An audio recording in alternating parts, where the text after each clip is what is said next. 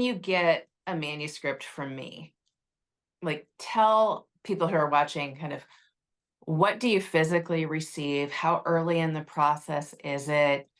Do you get any questions, guidance, or do you just like dive right in? So I get it a while in advance, sometimes a year, sometimes 6 months, sometimes a couple years, depending on what your writing process has been. I generally get it by email, and I then sometimes you'll have a couple of questions for me, but mostly you're like, give it a read, make sure medically it makes sense, and then any other thoughts. And so what I love about it is it's like getting a free little gift in my email inbox. The challenge sometimes I have is I get it and I can't stop reading it, right? I mean, I think there was one time I read it on a small smartphone and stayed up all night reading it. I think I needed glasses after that fact.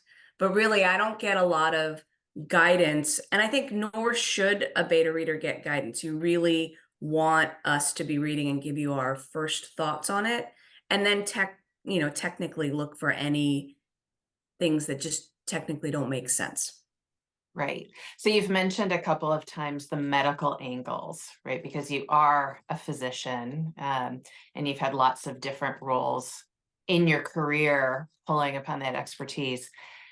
Give us a sense of some of the medical situations that you've been asked to opine on, and you can feel free to let everybody know just how out of it I have been in the past too when I've asked you to weigh in on those things. So, as we go through the different books that you've written, some of them have been, Shami, how do I like give someone a hit to the head, but don't kill them, and then make sure that cognitively they can actually still do what they're supposed to do, but I need them out for like a week. I'll come back to you and say, yeah, no, it's not going to happen for a week. That is just not believable unless I'm putting them into a coma, right? So some of them are really based on where do you want to go with your characters and what are you creating with that character?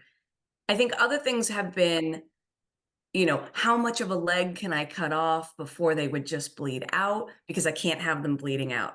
So what I love about it is it's really fun in that you're saying I don't want to kill this character yet or maybe never. And but how much can I mangle them?